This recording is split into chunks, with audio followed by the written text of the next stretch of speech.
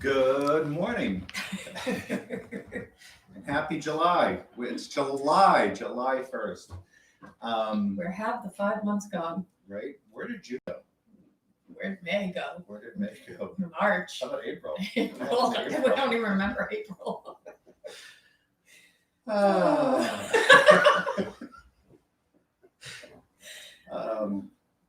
you know, I tell you what I was thinking about right before this is that we have never run programs through July before. Because well, for one thing, you've always been in South Dakota. I know, so sad. Always on your mission trip Mhm. right now. Yeah, our mission trip, we like to call Our mission trip, which you are on. Yep. Always, I'm on sometimes. Yep. But yeah, so today we are going to talk about a beautiful passage about light, and you are the light of the world. And I think we can probably just get right into it Yeah. because I think we need light right now. It's a good We thing. need that light. We need God's light. We need to be enlightened. We need to lighten up. So this is one of those God-given scriptures again that happened to us. We start thinking about what we're going to do for Fireside Reflections, and on Monday I opened up my Bible and this was what it was, and I was like, I think this would be a good one to do. So, putting it just a little bit in context is this passage is right in the whole middle of the Beatitudes and kind of Jesus's conversation about the fulfillment of the law, the Jewish law, and kind of what's happening. And right before it, he talks about being the salt of the earth, which is, if you're thinking of Israel, you would understand that symbology in relationship to the Dead Sea and the amount of salt that everybody would be so aware of, and how you need salt to survive and everything. So then he morphs from that into this beautiful passage, which actually historically has also been used a lot in the United States, which we'll talk about in just a second. So from Matthew, it reads, "You are the light of the world. A town built on a hill cannot be hidden. Neither do people light a lamp and put it under a barrel or a bowl. Instead, they put it on its stand, and it gives light to everyone in the house. In the same way, let your light shine before others, that they may see your good deeds and glorify your Father in heaven." So just beautiful words that Jesus talks about. Can we start out with a show and tell? And Sure. then you go to your Sure. stuff. I mean, since you Yeah. were just talking about these two things. So Yeah. those of you who have been in my office might recognize this that I have on my desk. This beautiful box was built for me by Jim Weiser. So miss you, Jim. And it has, so some people have questioned this. This is not a pipe. This is a lamp. I'm going to start out actually here with this piece. This is, Laura just mentioned, salt. So this is a salt ball that that is from the Dead Sea. So the Dead Sea is so saline, what do you call it, super saturated, that you can just be in the Dead Sea and just looking down, and you'll see every once in a while this from just the water, it'll go bloop and create a ball of salt, and then it'll drop to the bottom. So the bottom is loaded with these balls of salt. Yeah. Sort of like the Dead Sea shells. Yeah, the bottom, right. Yeah. Yeah, the water is so salty, it can't hold any more salt. It can't, and still remain a liquid form. So it creates that. But then this is a lamp, and we, through the Israeli Board of Antiquities or something like that, a certain amount of artifacts are, because they have so many, are able to be sold. So on our first trip, one of the things that I really wanted was a lamp. So this lamp was excavated within the walls of Jerusalem, of the old city of Jerusalem, and it is dated to between 20 BC and 20 AD, or 30 AD, which is, of course, right at the time of Jesus and within the city walls of Jerusalem. So, who knows who lit this lamp? And you can see that it's been burned here. So you'd fill it with olive oil, and then they would put a wick in here, and they would burn it. So when we're thinking of lamps, we're not thinking of house lamp type of thing. So I think that it can help, and we're not thinking a huge lamp or something like that. This, when he mentions lamp, this is what comes to everybody's mind, is this particular kind of lamp.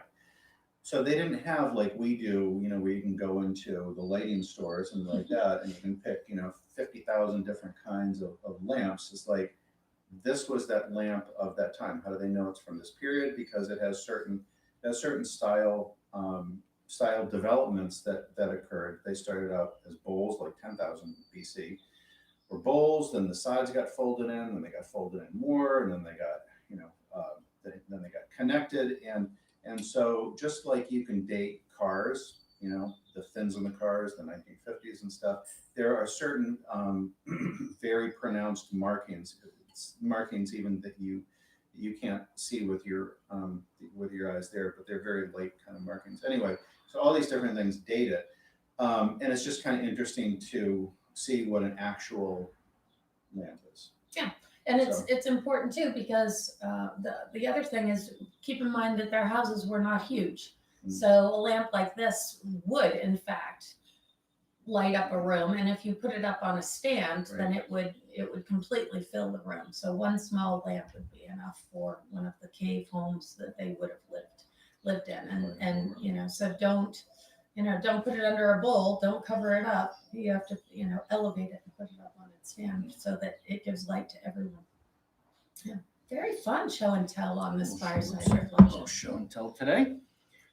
So going back, I mean, this is a very popular scripture that you've probably heard, lots of times. The first time that it gets connected with the United States, America, is actually through John Winthrop, who was came over early on into the Plymouth colony as the minister there. Actually, one of our relatives on my mom's side. I know, so much fun. And he preached this sermon, which is called the City on the Hill sermon. It's very popular. You probably read it in school at some point. And talking about, unfortunately, not predestination. You're all saying the word. That America was built on the concept that we all have the right to be here, and manifest destiny. And that was the basis of his sermon, and it was used obviously to build the United States on and justify slavery and the obliteration of native cultures and all that kind of thing. And then it got used again by John F. Kennedy. And then it got again used by Ronald Reagan, the whole city on a hill and the kind of country we're going to build. But that's actually the complete opposite of what Jesus was using it for, because he was saying, you're the light of the world. A town built on a hill cannot be hidden. He's taking that and he's now saying it's individually, it's you. It's no longer Jerusalem. It is also Jerusalem, but it's not just Jerusalem. Remember, Jerusalem is a city built on a hill, so that reference, they all would have known that that's what he was talking about.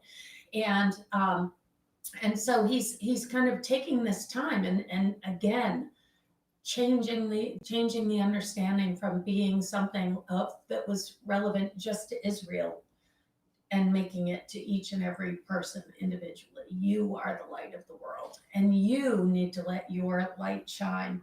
And it's just interesting when I read it and when I think about it. It's, to me, it says, okay, you're the light of the world. It's our responsibility as Christians to be light. It's our responsibility as Christians to carry that light into the darkest corners and to expose what's in those dark corners, and also to help those who are caught in those dark corners to find their way out. So it's kind of this twofold type of thing for us to be the light of the world, right? We have this responsibility. Um, he also makes And obviously what you're saying is, I mean, when we shine, shining that light is doing service. Shining that light is loving, loving, the neighbor. caring for one another, praying not just with our words, but with our lives. Do justice, love mercy, love kindness. To ourselves. Right. Or to particular. Well, this is what Jesus is saying, is, don't keep it to yourself. I mean, don't hide it. it. Light, what is the purpose of light? What does light do? Light is worthless unless it shines. I mean, the function of light, it has to shine if it's going to be light. Right, for sure.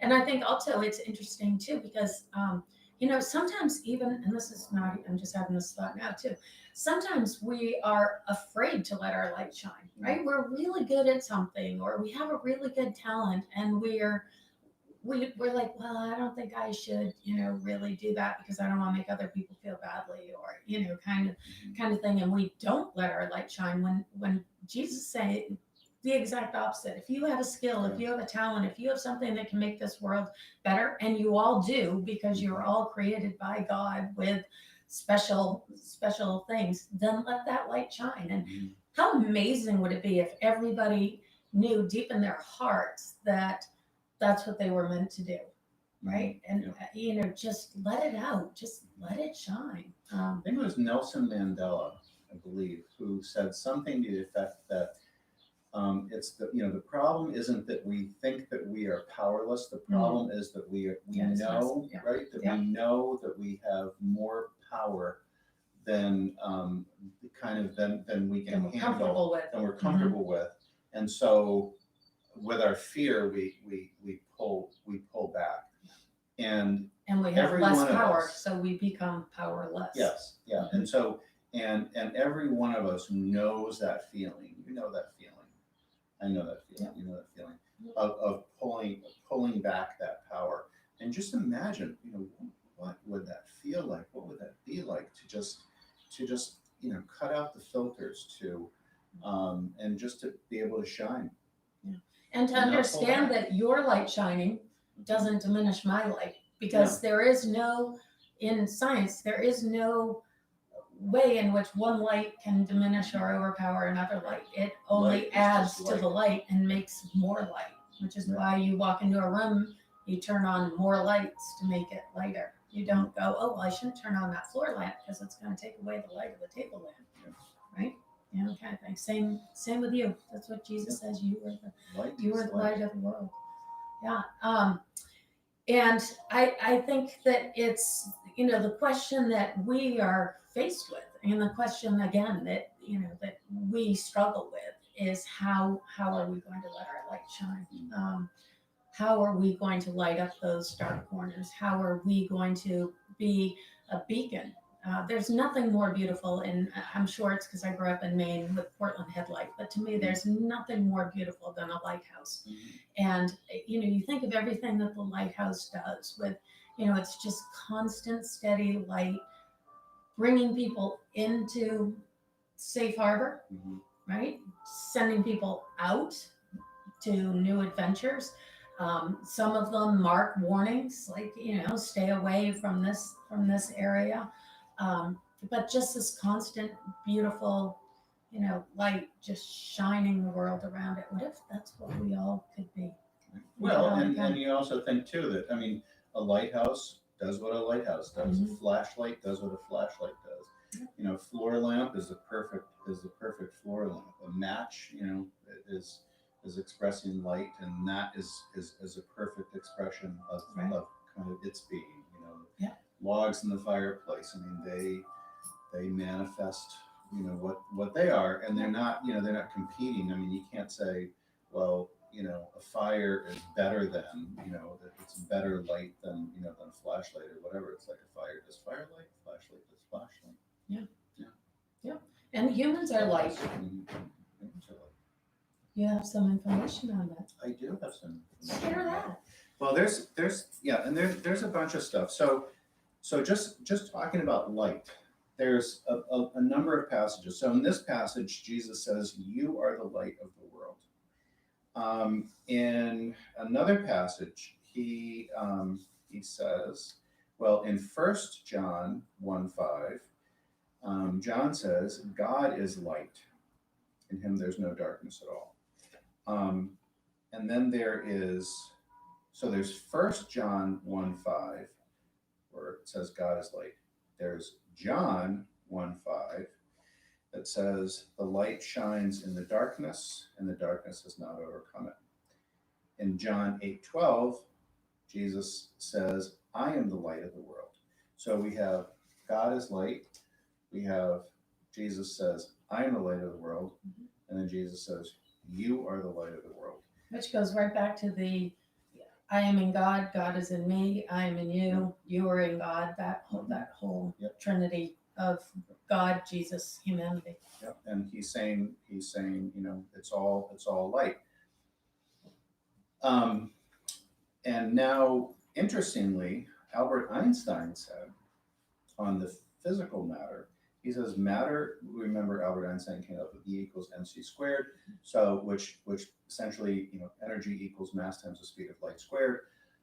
So that means that energy and matter are interchangeable, which we know. So Albert Einstein said matter is energy, energy is light. We are all light beings. So once again, fascinating, mind-blowing, not a coincidence that somehow through the God knowing, it has to be through the God knowing, because there was nothing written about it, there was no science or anything. Here Jesus ends up making this connection 2,000 years before, when Albert Einstein didn't come up with it until the 1900s, of this, we are all beings of light.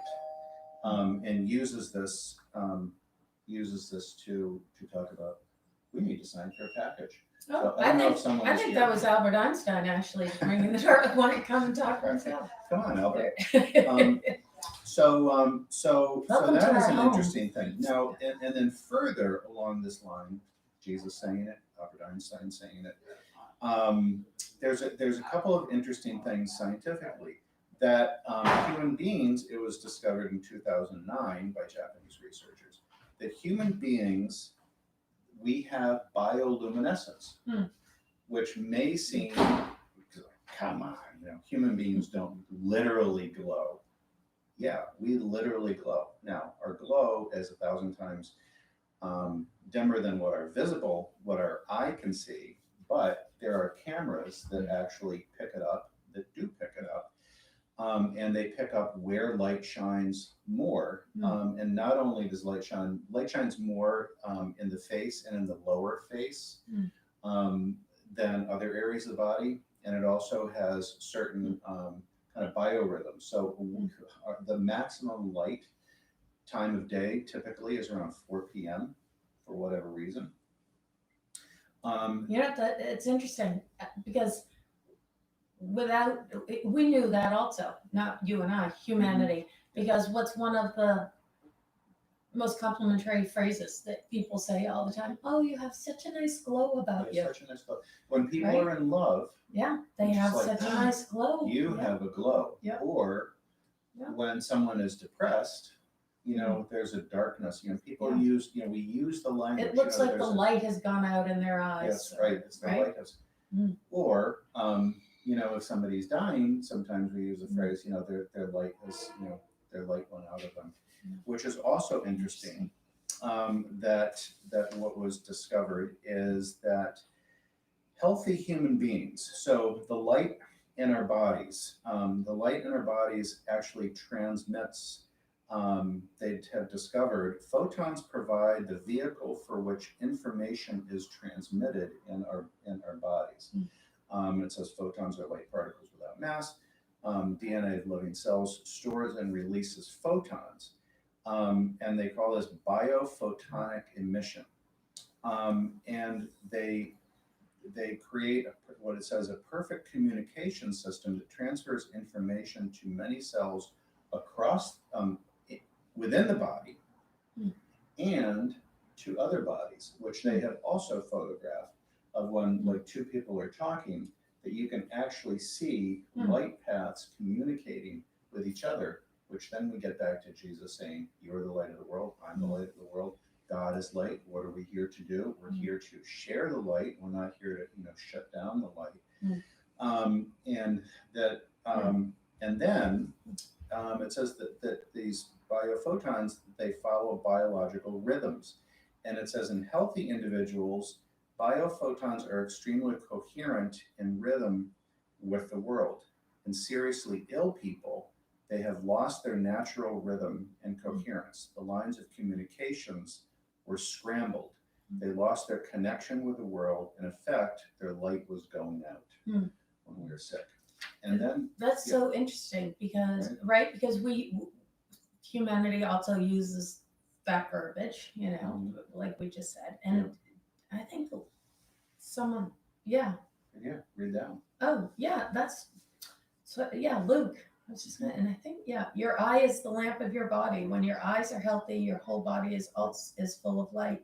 But when they are unhealthy, your body is also full of darkness. See to it then that the light within you is not darkness. So so when we think about spiritual practice of coming towards the light, right? And we think about taking care of the ember, even if there's a dim ember, and you can, if you take your time, if you focus, if you learn how to, kind of blow on it and foster it and feed, to feed that flame, then we can take what was dim light and we can increase the volume of light, both within ourselves, and then we can't keep it to ourselves. We can never keep it to ourselves, but we work on fostering, kind of fanning the flame, and then we shine that flame, and we become healthier, and as a result, then other people become healthier as well, and we have that glow, which is also interesting too when we think about holy people. When holy people have been depicted, and this is within Christianity and within all faiths, they, I don't know, for thousands of years, they're depicted as having a glow about them, which we call a halo. And it's not, certain artists have created, circles over the heads. It's also interesting that they do it over the head, and now they find out that that's where it is. The face is actually and people have more. auras. I mean, you I mean, most people know that whole, and you can sometimes feel or see someone's aura. I mean, that's that same that we talk about. Someone walks into a room, the energy that they're bringing, the light that they're bringing into a room. Right off if they're bringing a bright light or a duller light. And when we think about good ideas, right? I mean, what imagery do we have? A light bulb. People, they draw the light bulb going over the head. How do we know these things? I mean, and it's fascinating, the connections that we have, kind of an intuitive knowing about these things. We share God's energy, right? So. Right. Yeah, exactly. And truly, has humanity ever had an original idea, or is it just God's knowledge that we've downloaded, exchange that energy? And then when we talk about enlightenment, and what is enlightenment? But enlightenment is getting closer to the light, getting closer to God, getting closer to God's light, and then we say that a person is, or we are becoming more enlightened because we're getting closer to that. So there are tremendous connections, including well, it's interesting. Here's one from the Psalms. The Lord is my light and my salvation. Whom shall I fear? And when we're close to that light, then the fear goes away. Which is also interesting, thinking about what's going on in our culture right now. We have very much, we have a fear-based and a fear-fueled culture with news that I bash all the time because it's horrible. It's not news. No, it's really not news. It's whipping up fear. Yeah. And it makes me think about the scripture passage that says, "Perfect love casts out fear," and here it says, "Lord is my light and salvation; whom shall I fear?" And if we put our faith, truly, if we put our faith in God and in being light and shining the light through acts of love and service and kindness and instilling courage and strength in others and equality and all these other different things, then the fear diminishes. If we focus on, well, Jesus saying, "You are the light of the world, I'm the light of the world, God is the light of the world," drawing unity among us. And here is how we are alike, and here's our connection, right? Because faith always has to do with how are we connected. We're all created in the image of God. We're all light, we're all love, we're all brothers and sisters. And fear highlights how we're different and how we don't have enough. The culture of scarcity. Like, well, I'm not sure if I have really enough, to go around, so I need to pull it towards me. Culture of light and love just says it's abundant. It's being created all the time. And so we don't need to fear. I don't need to fear about caring for you. I can just do so openly, and it's not going to diminish me. Yeah, and it relates back to, ushering in the kingdom of heaven, in the kingdom of God, in which all share equally among all of God's blessings. And how do you bring that kingdom about?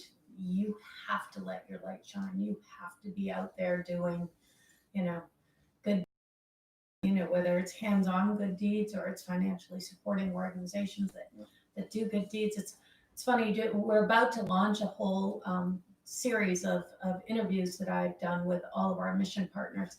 And while we're talking, as we're at the beginning of it, about what the questions are going to be and the format and everything, I would say, at the end there's a call to action, and don't be afraid to say, what we really need is money, because for a lot of people that is how they can let their light shine, and thank God. It's a beautiful resource. It's a beautiful resource, and thank God that you can, because light. It is, yeah. Money, money can be light. Just it's energy. It's actually stored. Money is fabulous. Stored energy that you can direct in any way that you want to. Yeah. So so it's interesting bringing that about, and kind of going back to the beginning of the conversation with this story being in the context of following the law, the Jewish law kind of thing, and Jesus, saying yes, you do need to follow the Jewish laws, and I'm not diminishing that. I'm not diminishing the culture, the society, the ways that the religion, but there's a new way too, and I am the new way. And in order for you to be able to do this, you have to have a change of heart and a change of mind. And I feel like that's where we are right now as a nation too. We're in a place where we're faced with these issues and these problems that we've had for such a long time, and the old way, the old thoughts, they don't fit anymore. They don't feel good anymore. And so it's a new change of heart and a new way of thinking, and we have to cast we have to cast that out, that all of that which created the darkness of slavery and oppression, all that. We literally have to shine our light and cast that out, and to do that is scary, and Jesus recognizes us. And Paul talks about this, the same passage later on, saying the Apostle Paul, saying that it's a difficult thing. This is not an easy thing to do, because it does require you to cast off your old thoughts and to open your heart and change your heart. And that's hard for us. That's hard for humanity, that's hard for humanity to do, to say, because the natural is to stay in the comfort zone and say, well, it's okay because it's the way it's always been. Yeah. No, it's not okay. Yeah. But there's a weird thing about comfort zones. And when people often get depressed, instead of going out, instead of opening the shades and opening the windows, right? And what do people do when they get depressed? They literally, oftentimes, will pull the shades, pull the curtains. You go into, they'll be sitting in a dark room sometimes, right? And Yeah. are literally Keep their light to literally themselves. in the darkness, keep the light to themselves. They're not working out, fanning, fanning the flames and so forth. And there's a withdrawal into the darkness, and so we need to. But it's what Science feels, shows. but it's what feels comfortable, Right? So comfortable. Sometimes, just because you're comfortable in your thought patterns, in your habits. And a lot of times people in depression will refuse. They'll say, no, I'm fine. I'm fine. Even though everyone around can see, it's like, hey, you're sitting in a dark room. You've drawn the shades. But that's what's cut comfortable. out. But that's what's comfortable. And that's when comfort, that's survival too. Yeah. So beware sometimes of comfort versus health. Yeah. Well, and studies show, hundreds of thousands of studies show that a fabulous way to combat depression is to go do something for someone else. Just the smallest of things. Go buy food for a food pantry and deliver it. To go, go stand outside and wait for someone to stop caring about your own happiness. Right. And it's like, okay, well, I'm not happy, but you know what I can do? Like, I can't make myself happy, but I can make you happy. Yeah. And you're right, and then, absolutely right. And then you exchange that energy, and that changes you. And then you get the byproduct. Yeah. You get the byproduct. And so, and I think on so many levels, a great spiritual question to ask yourself, literally ask yourself. Don't just hear me say this. But it's like, do I want to be a person of darkness, or do I want to be a person of light? And so ask yourself the question, and then answer the question, and not just once, but you can answer the question 1,000 times. You could answer that question. You could, that could be part of your spiritual practice. Is just say, I want to be a person of light. I want to be a person of light. What does that mean? I don't know, but I'm gonna pursue that. I'm gonna go towards the light. Well, if you want to be a person of light, shine my light. Right, then you have to do what Jesus did. That's, right? That's and there's all sorts of ways to do it. There's help somebody who's hurting. There's love your neighbors, do justice, love mercy, make a plate of cookies and take them over to the next door neighbor or the person on the block that you don't really know well. Cut some flowers and share them with someone. Right? Go to a rally if that's what wear your mask. But if that's stand up with those. Just do what Christ would do. Do it, and in that way, your light will shine. And sometimes it can be, sometimes it can be prophetic too. So sometimes when you're shining light, which is just kind of exposing, might be a little too harsh, but you are, when you're shining light on something, you are showing it for what it is. Right? You're not changing it or anything, but you're saying, take a look at what this really is. Take a look at what is really happening here. And a lot of times people might not like that. People didn't like it when Jesus was doing it, when he was just shining light on things, and he was saying, look, there are systems of oppression here. This is not right. You're not treating women fairly. You're not treating people of different cultures fairly. That didn't go over well, but he was just, shining the light. And so you do that to just lift up the truth and honesty. Well, and you can't fix it until you shine the light on it. You can't fix it until you truly see it and understand it and can move to make it different. And so when we ask ourselves, when you ask yourself, when I ask myself, am I a person of light or am I a person of darkness? Then here, we can go back to these quotes too. So John, if you want to look it up yourself, John 8:12, 8, chapter 8, verse 12, Jesus says, I'm the light of the world. Whoever follows me will never walk in darkness, but will have the light of life.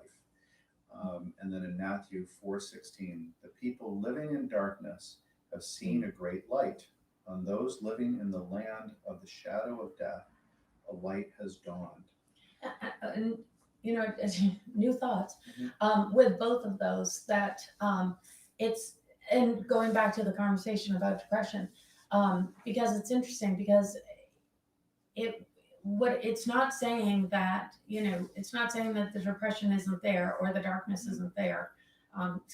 For me, I've suffered with depression, I've talked about it openly with lots and lots of you, and I describe it when I talk about it as like this darkness that's inside of me. It feels, it just doesn't feel good. It just feels like there's darkness inside, and it it is true. I mean, it is true when you reconnect with God, when you reconnect with, the fact that, the understanding that you truly are loved for exactly who you are. And you can reach out to people and you can let their light help you.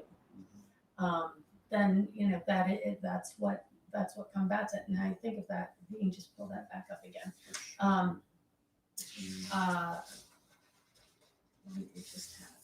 Where it says the people living in darkness have seen a great light. Of those living in the land of shadow, a light has dawned.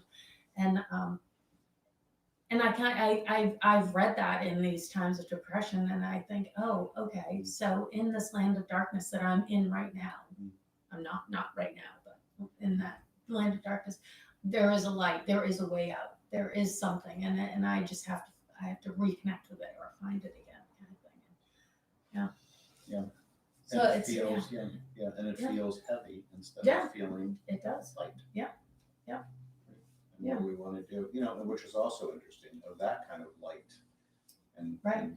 And when you're feeling good, what do you say? Oh, I'm so lighthearted. Oh, I feel so. Oh, I feel like a weight has been lifted off of me. Right. I mean, we have all this verbiage that we just use without ever even thinking about how it is all connected. And that's what makes these fireside chats so much fun to do, because we come in with our notes about one thing and then we ended up talking about all sorts of other things as God working. As it all starts playing together, as the living word does its magic once again. So I'll read that one quote again about the year, since we're talking about health and everything. So from Luke 11:34 and 35, your eye is the lamp of your body. When your eyes are healthy, your whole body is also full of light. But when they are unhealthy, your body also is full of darkness. See to it, then, that the light within you is not darkness. And I think, and then just after that, how do you do that? Well, 1 John 1:5, God is light. In God, there is no darkness at all. So go towards God. Go towards God. Go towards God. Be filled with that light.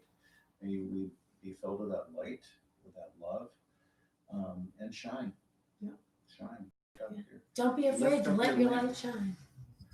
Lift up your lamp. There you go. Put it on a stand. We'll see. So when we close with the Lord's Prayer, Perfect. Our Father, who art in heaven, hallowed be thy name. Thy kingdom come, thy will be done, on earth as it is in heaven.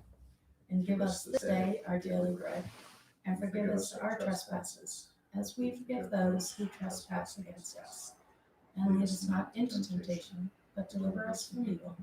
For thine is the kingdom, and the power, and the glory forever. Amen. Have a great 4th of July weekend. Yeah.